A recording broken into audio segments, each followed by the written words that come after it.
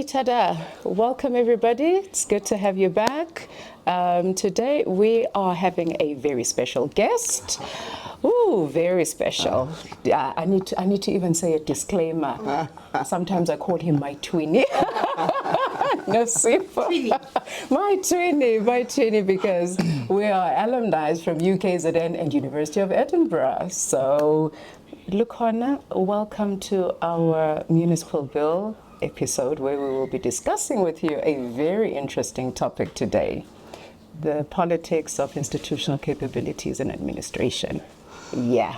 It's one of those topics, Municipal, that have been coming for a very, very long time. In fact, to provide a little bit of context, I remember the other day when we were having a discussion during our launch and we reflected on this topic because in 2009, one of the respondents that we were having a discussion with said, we need to remind ourselves that when the former, or let me say the late COPTA minister back then, Sicelo Shicega, did a report, a State of Local Governance report.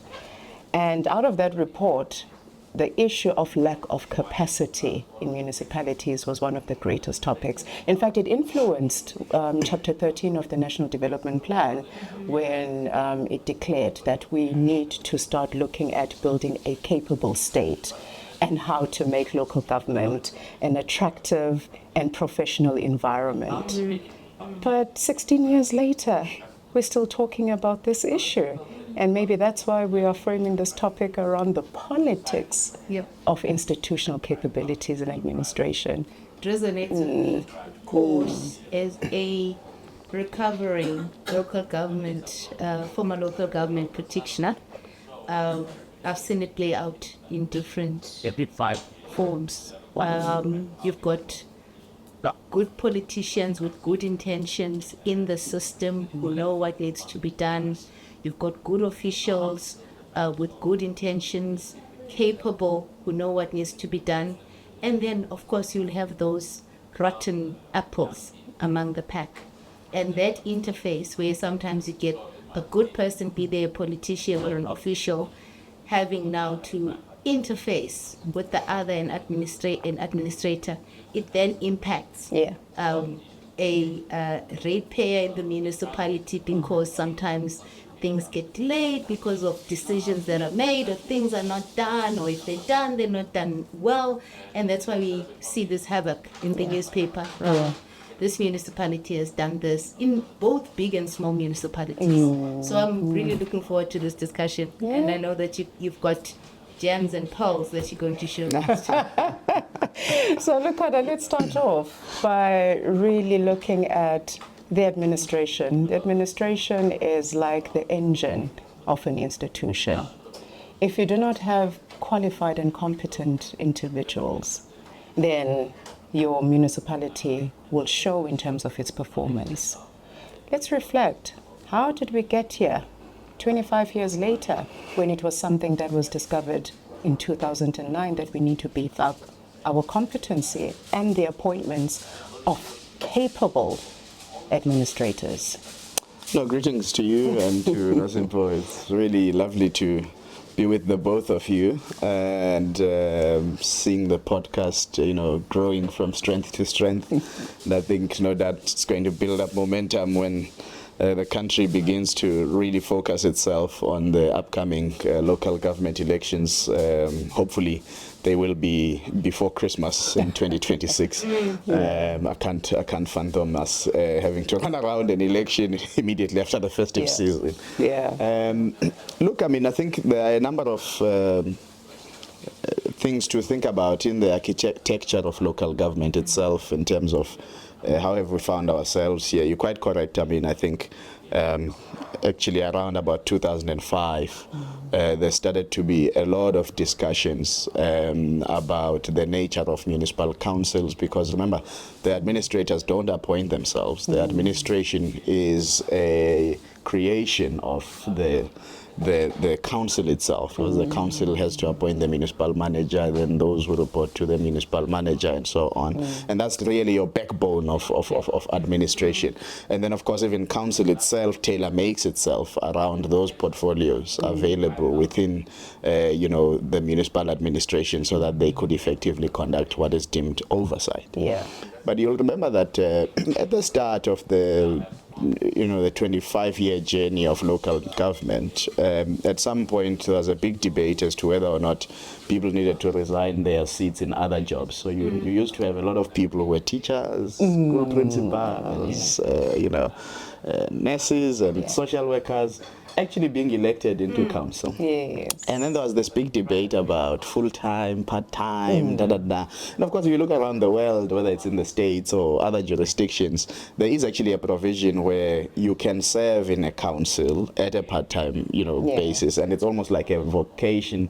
It's a calling of sorts, rather than an employment. Yeah. We then pivoted into making these councils sort of like full-time. In real sense, people had to resign their jobs. If you get elected as councillor, you serve as a PR councillor, and then you are given a particular responsibility, or you are in the executive committee and the mayoral committee and so on.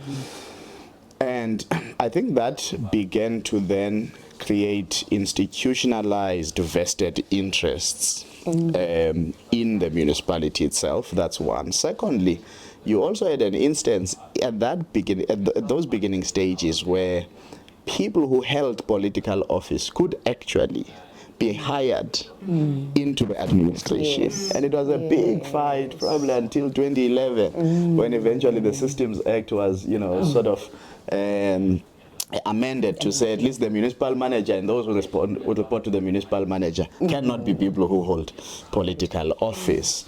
And of course, later on, there's been further amendments to look even in the entire machinery of the administration, because it's not just about the CFOs and the divisional heads. Even in the belly of the bureaucracy of the municipality, you need to weed out those who hold political office, because what you then find is that some people in the administration are senior to some people who are in council.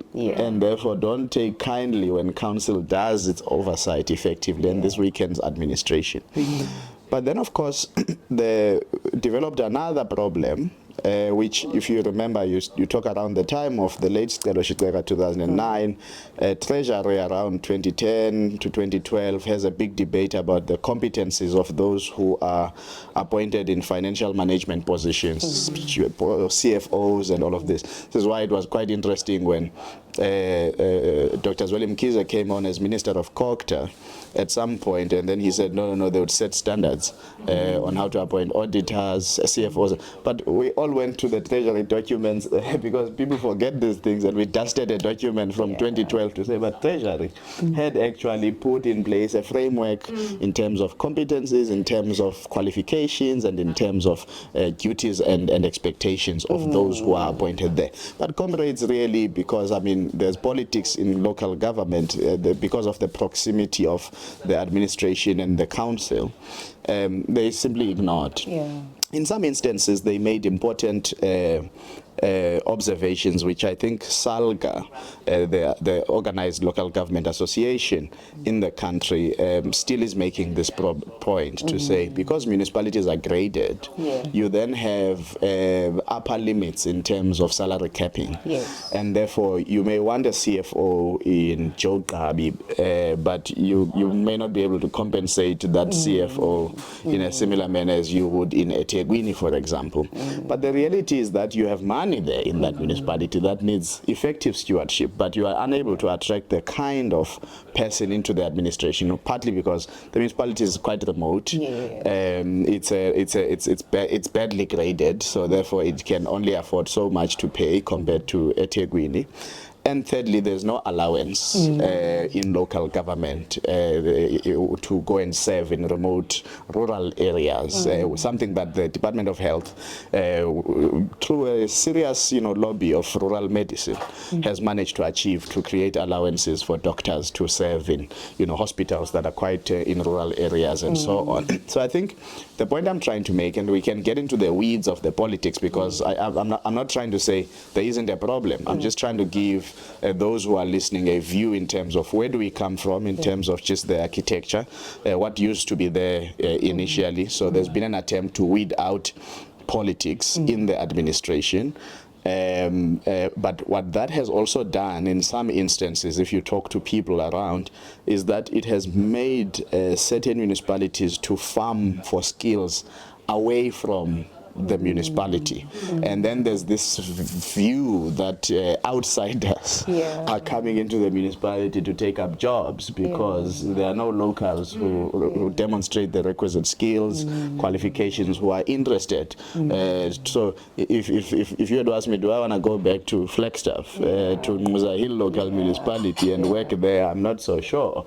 And of course, over time, in the rat race for resources of municipal, of municipalities, there's also what we call, I think Prof. recently Jana calls it regional barons. I call it regional power brokers, and we can get into that as well, because it does have material effect, in actual fact, on the administration, because there's always this attempt to capture the administration for procurement issues, for tenders, and for those kind of resources that are available. And regional barons / power brokers are people like taxi owners. They are regional leaders of a political party. They are prominent business people who feel that they should get from a school feeding scheme tender to building a bridge, whether they've got the capacity or not. And we can get into that, because that also has material bearing.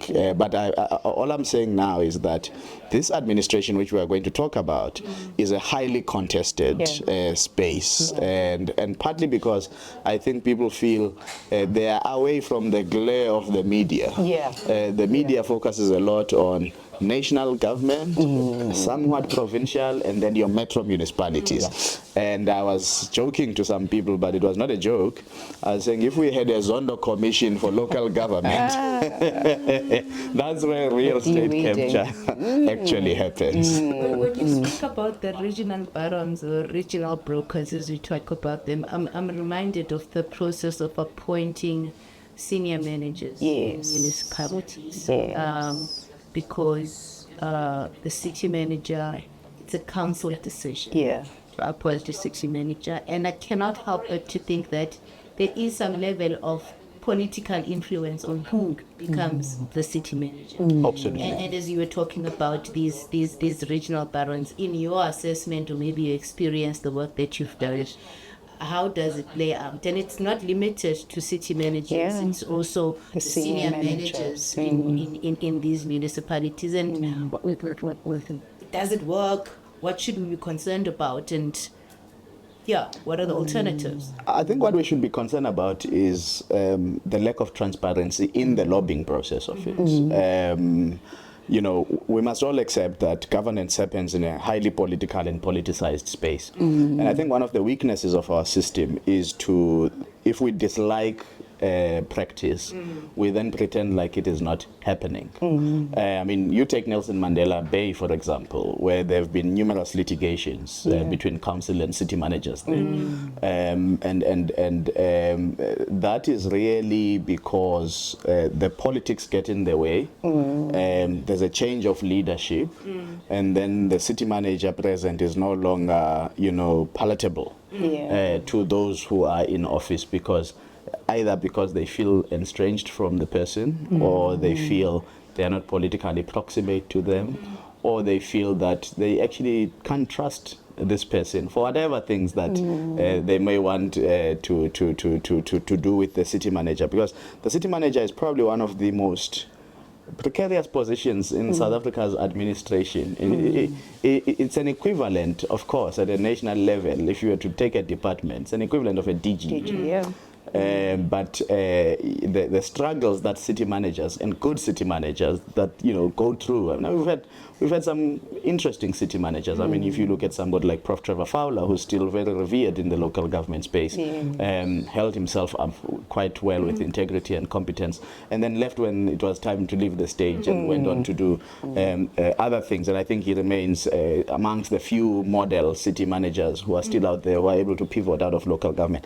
But most city managers and municipal managers have to hold this line of competing between the politics and themselves. And to a degree, a city manager who's politically savvy is probably desirable, but at the same time, politically savvy must not be mistaken with being politically entrenched, because that's something else. You begin to get into the weeds, and which I think, if you take a city manager, for example, like Mike Sutcliffe, he was not only politically savvy, he was politically entrenched in eThekwini and would attend party structures. And sometimes that used to blur the lines, even though that he worked well with then Mayor Obed Mlaba, and and eThekwini was sort of flourishing, gaining awards, creating these city sister partners around the world and so on. But there comes a point when, if you are politically entrenched, you can be compromised. But by politically savvy, I mean being able to navigate the environment, being able to know who you need to lobby at council before you table certain reports, so that it's not a surprise and that you've got enough political support to make sure that these things go through. The politicians, of course, will always have a material interest in terms of who becomes city manager. They want somebody who they have guaranteed access to. I was laughing actually after the 2021 local government elections in eThekwini, because eThekwini, unlike the other cities, is not an executive mayoral setup, it's an executive committee. But now the ANC would have, received its fair allocation, but because they needed the opposition to vote for them for mayor, they gave up one of their seats to Mavundla of Abantu Batu Congress, because he was marshalling the smaller parties for their support, and then they would make him deputy mayor. A relationship that didn't really end well. It didn't end well, and of course, they made him mayor. He got into the executive management, into the executive committee, and then the city was about to hire a city manager. There was a long drawn process. It was a long drawn process. It went to the executive committee for a vote, and Mavundla voted with the opposition and not the ANC. And the ANC, and that's where his trouble started. With the ANC. So because he voted with the opposition, because he's from the ANC, so I think he knew exactly what his ANC comrades were seeking in this particular city manager. So that process had to be restart and so on. So the point I'm saying is that definitely the politicians are interested in who becomes a city manager or a municipal manager, and there are enough cases where municipal managers are unfairly dismissed, and they have to go to court for recourse, and in a number of times, in instances, the courts have reinstated those people, and then of course sometimes it has to be payouts because the relationship has just broken down and so on. But that office is probably the most politically contested office. I mean, you've just seen with the city of Johannesburg recently, where Brink has had to sort of, vacate his seat. And it's been a long drawn-out process as well. It has had to have court action and so on, which shows you that in terms of the politics, parties who feel aggrieved that, their will has not been done, they will go to courts and say, but there was, poor procedures followed in the appointment of this. So the politics are always there, and I'm trying to say, yes, I mean, the senior managers, there's still politics there. There's still a lot of lobbying there, because the municipal manager actually doesn't sit by himself in those interviews. And you find that in some municipalities, the municipal manager even invites a chief whip to sit in those interviews. And the chief whip, of course, is a political operative who's there on behalf of council, just to make sure that they are also taken along as stakeholders. But then, you'll hear the stories about those things. And actually, it takes me back a little bit to the time where the debate about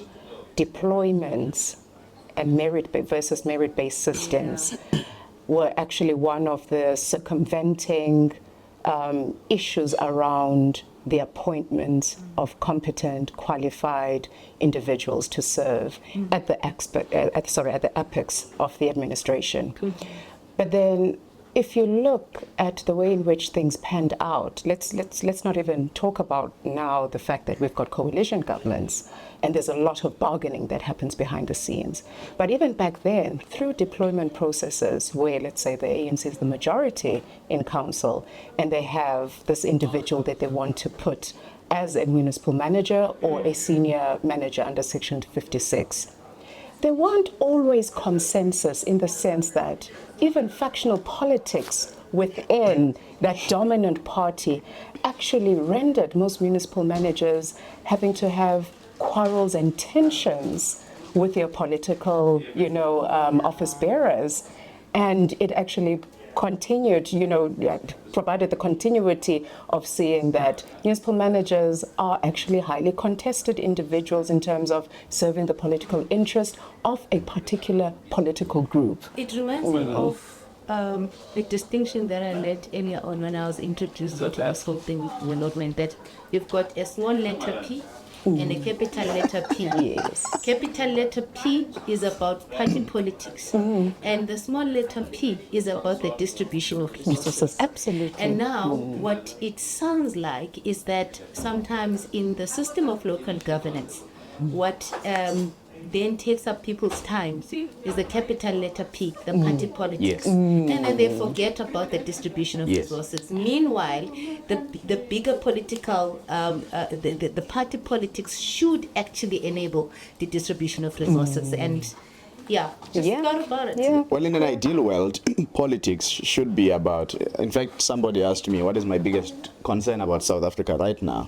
And I said, it's the decay of politics. And by a decay of politics, I mean people no longer being married to the vision of doing politics. Yes, of course, politics is about power. Power is about how we compete and contest on how best to distribute these resources that we have. But now we've moved to a point where it's no longer about fighting ideologically or in terms of our worldview on how to distribute these resources for the benefit of society. Because at the heart of all politics, whether it's conservative politics, liberal politics, and social politics and so on, is about putting people and saying this is how best I want to develop people. And now it's about how best do I develop me and my faction and those closest to me. And the point you are raising, I mean, parties are generally not coherent bodies. What creates a problem at local government? So you've got the kind of architecture that the ANC has given all political parties in the country, that your metro is a region and your district is a region, and they've then divided the local municipalities into like sub-regions and so on and so on. Now, the problem is that when you are the chair of the region, unless you are in a metro, you can't be a mayor in all the local municipalities, but you still have a vested interest in terms of who occupies them. Exactly. The second one is when the party itself, through its own processes, ends up appointing a mayor, as was the case in eThekwini with Obed Mlaba, who is not a regional chairperson. And there is a regional chairperson outside of the municipality at that time, which was John Mnguni. And I remember the two centers of power. There was that. And that was then that big debate. Well, there's a recent case as well. Remember in 2011 and what happened during that time. Absolutely. I mean, which dented the city of Tshwane's sort of politics in the ANC's politics in Tshwane into the 2016 local government, which they even tried to procure Togo Didiza to go and be a mayoral candidate in that city, which caused serious ruckus. So you've got that two centers of power phenomenon, which became a serious debate in the ANC. Ideally, it's not a problem. It's only a problem where people want to practice politics for the wrong means. And then that occupies the mayor a lot, because you then always have to get a mandate from the chairperson of the region. You've got to make sure that your entire regional setup is well composed. And then, of course, the ANC does a second thing, that its regional secretaries are full-time, and they stay in party headquarters of the region. These secretaries almost feel that they are the sole custodians of the party line, because maybe the one in government is a bit distracted simply because they are leading. And this creates tension. even if the chairperson is now the mayor and the secretary is here, the secretary is on the ground, has all the time to, deal with party structures, be in conversation with party structures and so on. Mobilize party structures. And of course, the secretary is always seen as almost a natural contender as a future regional chair, and they see themselves as the future mayor. So it creates this serious tension, and the terms are not aligned to the terms of office. Regional conferences must be every 3 years, if I'm not mistaken, or 2, and the tenure is 5 years. And this creates problems, which is why sometimes you see people trying to force themselves into council, trying to purge people and all of this. But that's because over time, the more we've moved away from 1994, our politics have lost a sense of idealism, a sense of the liberation promise, and what this developmental agenda ought to be. The fact that people are no longer concerned whether or not they implement a project, leave it half done or not done at all. I mean, when I drove home, October 2024, there were stacks of, rocks there to fix the gravel road. When I drove home in March 2025, some of those stacks of rocks are still there. The road is incomplete and the rains are raining and they are messing up the gravel road and so on. So I'm trying to say that there's no urgency. The system has lost its ability, particularly, I think, because of this issue I'm raising, being away from the glare of the media. I mean, there's 257 municipalities across the country. You're not going to reach all of them at the same time. You're probably going to reach them when a scandal breaks out in one community or another. But quite true, I think it's the design of our politics. It's the entrenchment of these politics in the councils, and it's how the municipality really has to operate with the blessing of council or certain council committees. That you can't move as a senior manager. There are things that you can do, but then there are things that you need the approval of either a committee that is responsible for your division or council resolution for you to execute certain things. And if those meetings are not sitting, then you are unable to conduct the business of council. Absolutely. We've seen in other municipalities, and I'd say recently, and this is a 2016 onwards phenomenon, where others claim that because the DA did not have a base from which to get their members into these senior positions, then they would take, well, it's been claimed that people that qualify and forget that. But some of these, in these senior positions, you find that the mayor or the municipality is, say, DA run, or use DA run, but the city manager is somebody who was very active in the opposition structures as well. And others say it has caused no tension because, well, this person is here to do the job, they do the job. Others, in some cases, others have been accused of pushing the agenda of the party that is not in power through the administrative processes. Is it something that you've observed? I think in the transition, those tensions arise. And it's what I often say to people, I was making this point recently to say, we must not always think that the bureaucracy itself is a depoliticized entity. The people in the bureaucracy themselves are voters. Absolutely. The people in the bureaucracy themselves are activists in their own right. They have a desire of a particular outcome, and therefore they too have their own politics, and these politics may not be compatible with those who assume power. There have been instances where some mayors, particularly coming from, and vice versa, by the way, whether it's a mayor who used to be in a predominantly, say, DA coalition-run municipality, and now through demarcations and all, and mergers and demergers of municipalities, as we've seen, or in KZN, IFP, ANC kind of phenomenon, where you feel the administration is sabotaging me because they were appointed previously by a different under the leadership of a different political party, and now that I'm here, there's a bit of resistance. We do see that. It's a phenomenon of resistance to change. It happens everywhere, and I don't think it's unique to local government, but it's acutely felt when it happens at local government, because first of all, there's not much room to maneuver, to ignore these things, these politics and tensions when they happen, because they really stifle the ability for the machinery to move. move Exactly. and conduct its duties and conduct its work. So what then happens in that instance, you get a situation where council almost immediately got it the right way, which often is the case. Then it triggers the court action, it triggers paralysis and all of that. But I think there is something to be said, and I suppose this is the conversation that the Public Service Commission and generally the Public Service Administration is having around this question of professionalization of the entire civil service, municipalities as well, and so on.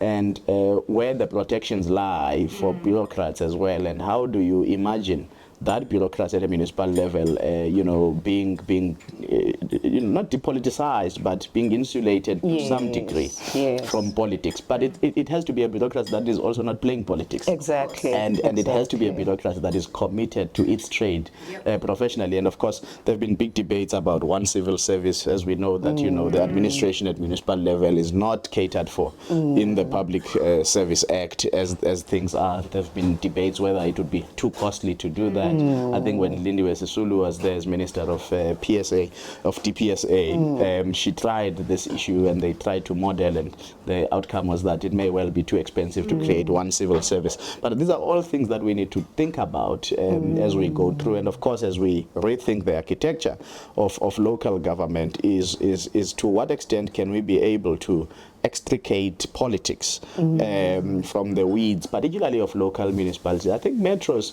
whilst they are highly contested because of how they are designed, they've got much more room than if you go to a municipality in Vryheid, for example, or in Ditsobotla, where things have been really hot, 2 mayors, 2 speakers in the recent past, others closing out each other from entering the premises and so on. So in the smaller municipalities, this is actually a very acute problem, and when it arises, it becomes very, very, very serious. Absolutely, absolutely. In fact, one of the things that I'd really like to also comment on, particularly in the professionalization of local government and striving to depoliticize, local government, are we not trying to aim for something that is absolutely not tenable in its absolute, in the sense that you have mentioned a very important point,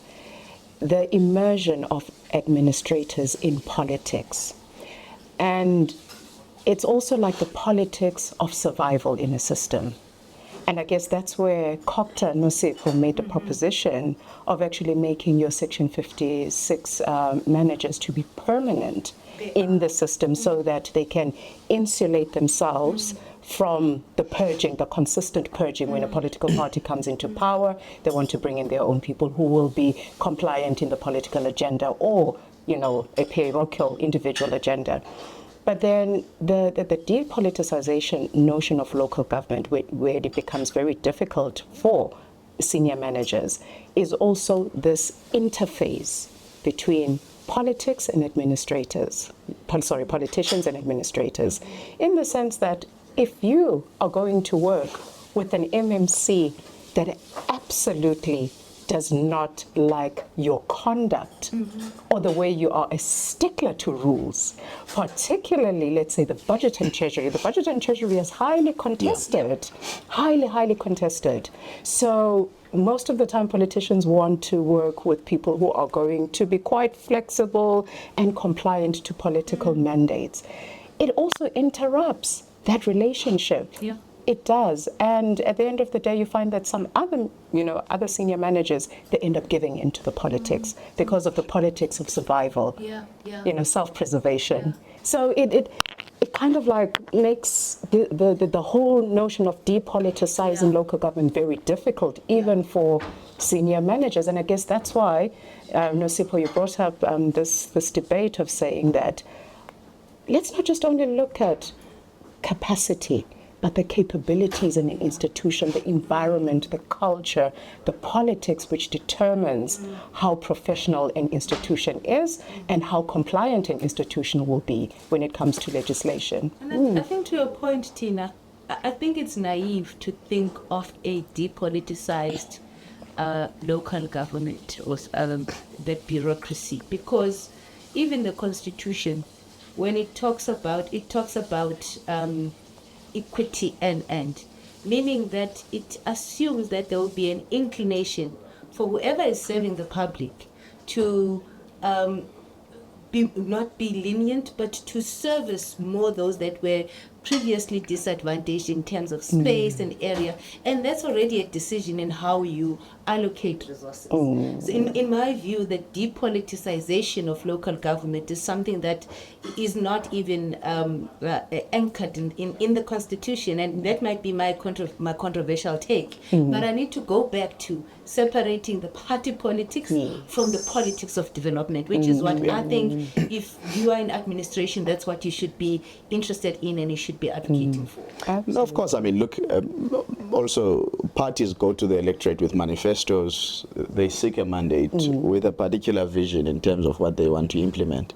So I also then am very clear that we must not get into the weeds of saying the administration itself must not be in communication with the politics, because if there's a new leadership, it has a new vision. Of course, it can't just immediately arrive and change things. You know, there's processes, adjustments of budgets, and then the next round of the integrated development plan consultations, and then a new budget is tabled for a new administration. But the administrators must be able to listen to the newly elected politicians to say what is their vision for the next 5 years, what are the things that they want to prioritize, what mandate do they believe they carry from their communities, and so on. I think what we are actually dealing with, which is what I've been saying to the National School of Government and the Public Service Commission, is political interference. Which is a different phenomenon altogether. So once I have appointed you, I must respect the legislative protections that you have and not interfere in your work. And this is why the laws are very clear. When reports come and they go to, various so when a municipal manager submits a report to council, for example, the executive is not at liberty to amend those reports. When the Section 56 managers submit reports to their committees and so on, the executive arm is not at liberty to amend those reports, because those reports are not theirs. And then vice versa. When the committees submit and the bureaucratic arm is not at liberty to amend, because these are oversight reports. I think we are dealing with in this political interference issue are people who don't want to respect the rules of the game as they've been laid. And I think to a degree we may have also created a problem of overly legislating local government with the Structures Act, the Systems Act, and MFM, Municipal Finances Management Act, and other forms of legislation. And I've been saying people, we might need to think of a situation where we reconcile all these laws into one single law for local government. And particularly with the white paper review process, I think there's an opportunity to do that, where everything sits in one piece of legislation, because I think it also creates a bit of a burdensome thing where, for example, the Structures Act allows for certain committees to be established, which are different to the Systems Act committees and so on. All of these things, I mean, in a very eager environment of politicians, if actually you could utilize all those instruments, you could actually muddy the waters and create blurred lines for accountability in terms of who reports when does what. And I think we need to reconcile all of that into one piece of legislation and then give clarity and to the local government sphere. But at the end of the day, as I said, the politics will always be there. You need people, and you spoke about deployment. My view is that once you publicly advertise a job, you really limit the scope for deployment. If you are going to deploy, just say you want to deploy. Headhunting. Headhunt. Call it headhunt. That's deployment. Headhunt. Don't give, false hope to other accompanying, You're headhunting within a particular pool. Absolutely, and it's defined. Yes. And now I don't have to waste my time, applying, submitting, going to the police to certify my certificate. You are just in a And they also, I'll I'll put in my reference, please. And yet, people have already taken a decision out there in their political structures. Now that's no longer deployment. That's political interference with a defined process. And I think those issues need to be really laid out. But I think we also just need to be. There's a case that was used to me by someone. It says in one municipality they appointed a Section 56 manager for engineering and infrastructure services, and this person was a qualified teacher. And teaching what, physics? Nuclear fuel. I'm sure that if physics, you need to know how to balance things that I'll tell you about. No, never mind a recent case in one of the municipalities in Limpopo where they were actually fighting over the appointment of a municipal manager who was just a principal. No, that happens quite. That happens. Principal is an accounting officer of a school. At least they understand how to, listen, do the accounting process of it. Because he had a PhD in public administration, they said no, he qualifies. He qualifies. You see. He used to be the underbelly of it. So then when this person receives, whether it's bids and things, and they have to sign off and so on, they are unable to interrogate these bids. So the person is qualified, but there's a mismatch in terms of the capability part. And what creates this capability? Part of it is the will to do the job and do it with integrity, but we must not romanticize this. We've seen Section 56 managers being killed in some municipalities. Yes. We've seen internal auditors being harassed to do. And this is why I don't believe, and I've been arguing this in this whole professionalization debate, where people believe that tenure, security of tenure, absents political interference. I don't believe that. And security of tenure probably just creates a much more bloated financial problem because then you've got to settle when you've harassed a person enough and they say, okay, you know what, I'm leaving. Creating this fiefdom of administrators who can potentially become very powerful more than political office bearers because and it happens sometimes. They are anchored into a system for a very long time and they know how the game works. So the new appointments of senior managers, because okay, stand to be corrected here, but there are metropolitan municipalities that have appointed them. They are now permanent. Yes. And what happens then, Lukhona, and this is anecdotal, when there's a change in the political office, because you can't get rid of these people, but they're not towing the line, or they just don't like how you put your makeup on, whatever it is. Then these people are on perpetual suspension. They're being paid, they're sitting at home, and that's why some in the political space were not in favor of permanent senior managers because they wanted to get people that they could work. No, but it's this bloated financial problem I'm talking about. Because security of tenure alone does not change or make it good political behavior on the part of politicians. The other part, yes, indeed. In fact, what you end up having in some instances is that the senior managers themselves become funders of politics in their localities. Absolutely. Because they want their preferred politicians to emerge. Because part of the maladministration, and that's why it's called maladministration and not malpolitics or malpolitician, is that it takes two to tango. You'll find that some administrators have entirely captured the municipalities. Absolutely. And this is why in some organizations they'll say some bureaucrats can even topple the board if the board is not doing that which they wish for. So you find that the administrators, they fund politicians, they fund their campaigns locally. I think there's one case in the Free State not long ago of a fallout between a businessman and a politician who is in provincial government, and her husband is in local government in Mangaung Metro, and that story made a serious headlines. Well, the businessman says, no, but there are cars that you are driving, and the things that you are eating and dressing with are provided by me. So therefore, bring back my cars because now the tender has changed hands to another service provider. Just as a reminder, FYI, I bring back my cards. So, and these are the regional power brokers I'm talking about. Yes. So this intersection becomes very important to understand that by nature of the system being political, administrators themselves eventually look for political ways to survive in the system, and sometimes they survive by those whom they prefer taking up political office, becoming the chief whip, becoming the speaker, becoming the mayor, becoming the MMCs, and therefore you feel, okay, the political leadership is there, they'll make things happen, they'll protect us, and then we can continue with our shenanigans, because it's not always the politicians who are at fault. Even the administrators themselves have an interest of a weakened local government, so that they too can continue with their maladministration in instances where such is the case. And this is not just only about senior managers, particularly the municipal manager, but that CFO office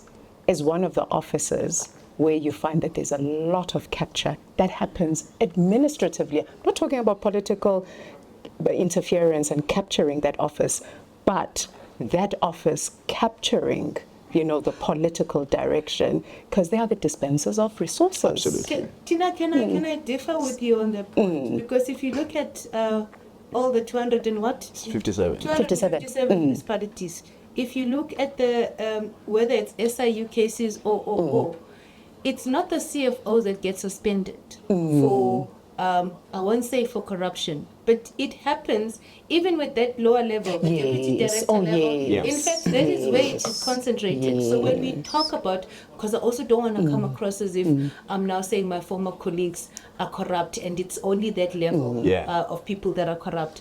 The entire system, because there's a value chain. It starts with the person that writes the specification, to the person that then approves the specification, and your comment is end.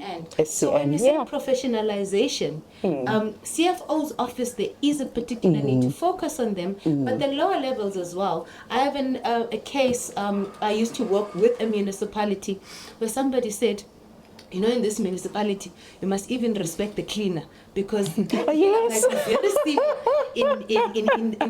political structures. Absolutely. I mean, it's true. It's more complex than just a single office, but the entire system of local governance. No, and I suppose it's about design, right? Yes. And I mean, it's always this thing of structure and agency that sociologists would talk about. How much agency do lower level people have? How much inhibition is imposed by the structure and so on?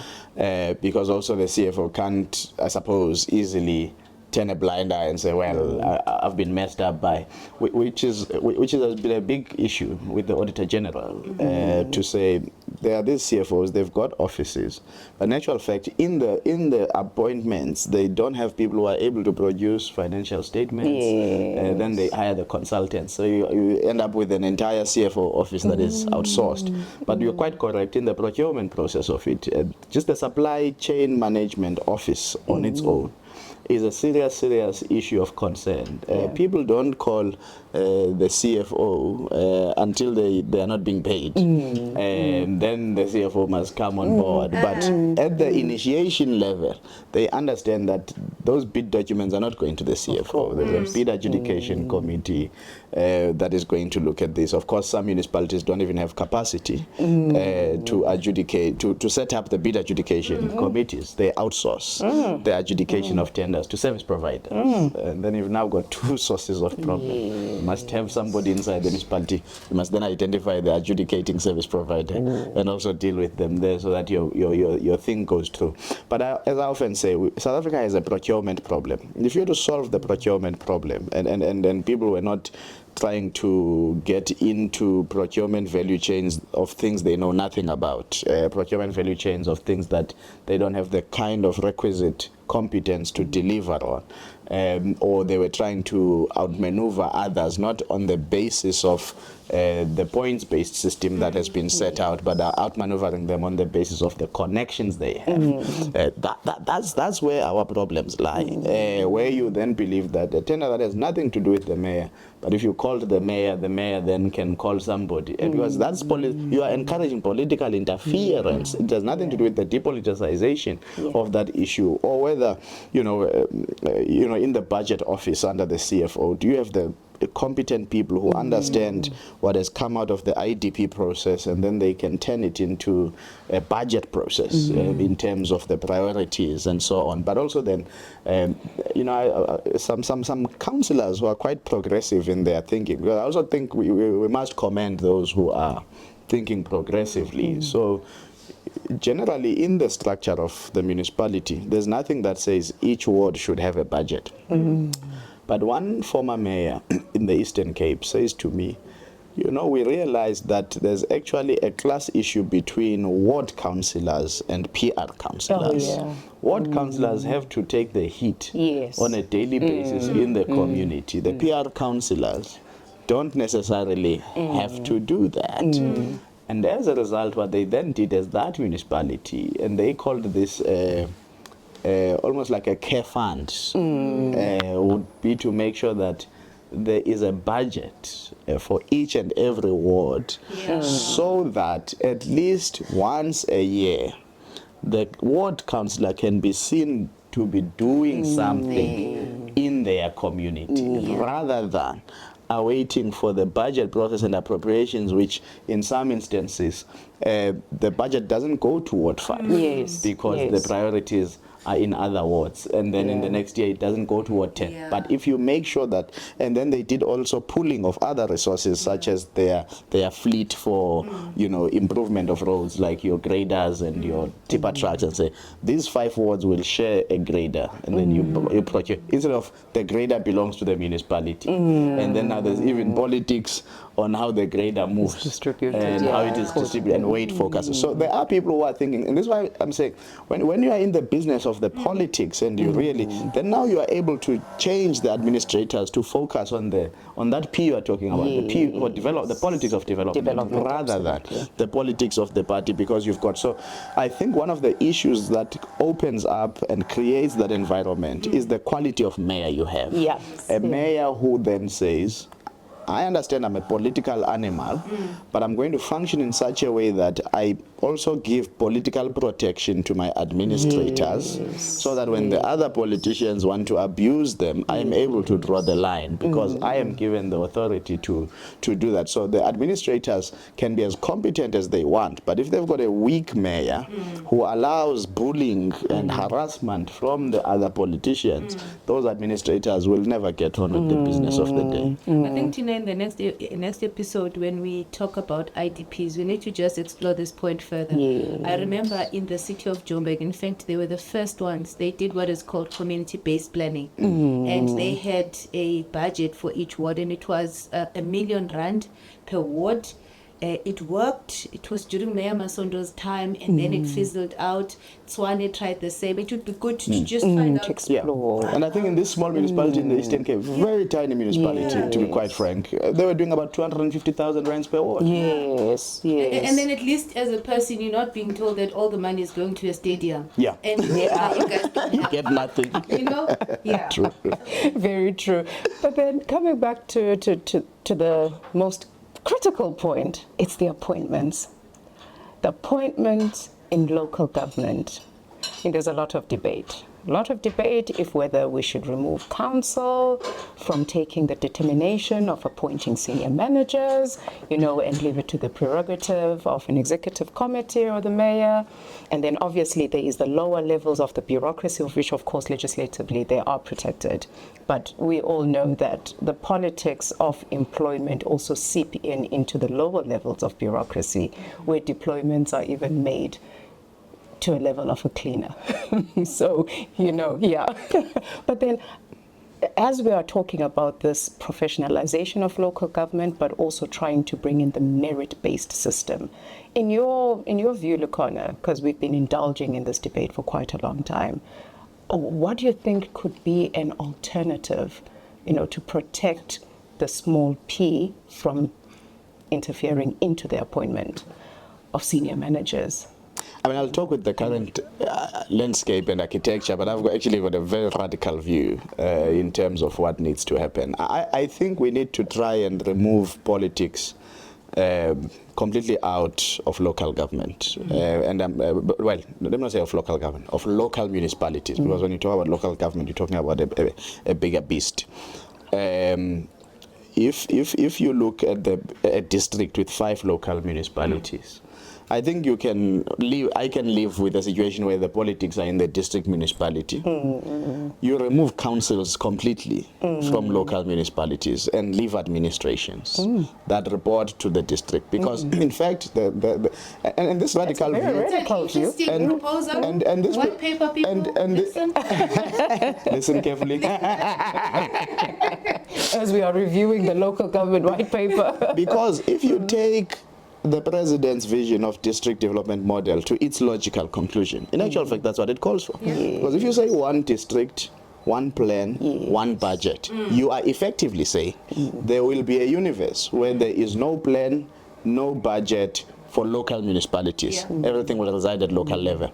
Now, if you pull those resources to that point, you do need a bit of serious oversight there. And part of it must be political, so that the administrators are not just running in their own image and the making of their image. But here locally, I mean, pre-1994, you had a situation where you had town clerks and town administrators and so on. There are no politics necessarily there, but at higher levels there'll be politics. So all I'm saying is that I do think that if we were to leave just the city manager there, municipal manager with his administrators, they are responding to this one plan, to this one budget, they have a clear mandate, there's been a division of revenue across the needs of that, and then you can have this bloated, almost super council at district level, where each and every ward is represented, because a district municipality is an equivalent of a metro anyway, and all wards are represented. You've got councils of over 200 people in the metros, and you'd probably have a same and similar thing at a district level,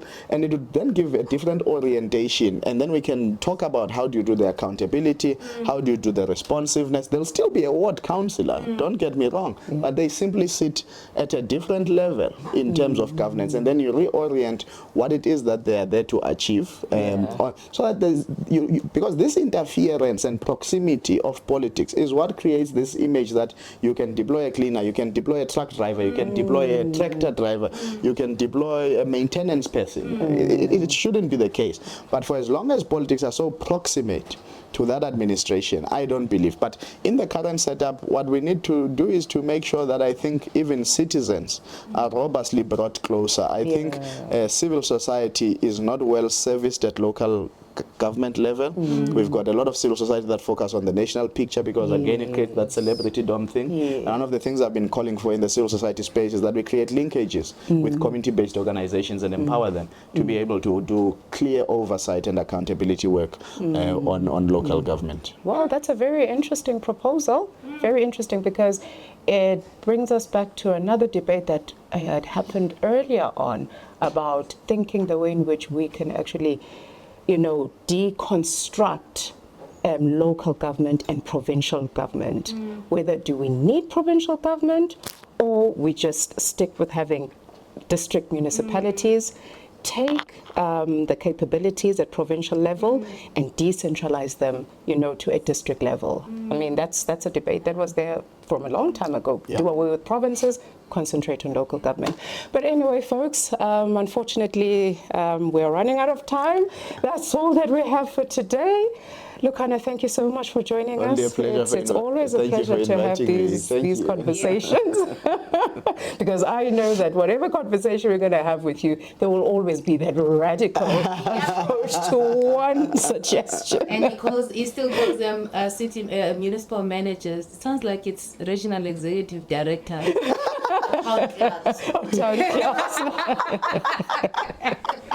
Ladies and gentlemen, thank you so much for watching this episode. We'd also like to thank our sponsor, EPF, for making this podcast possible. Until we see you again next time, hey tada.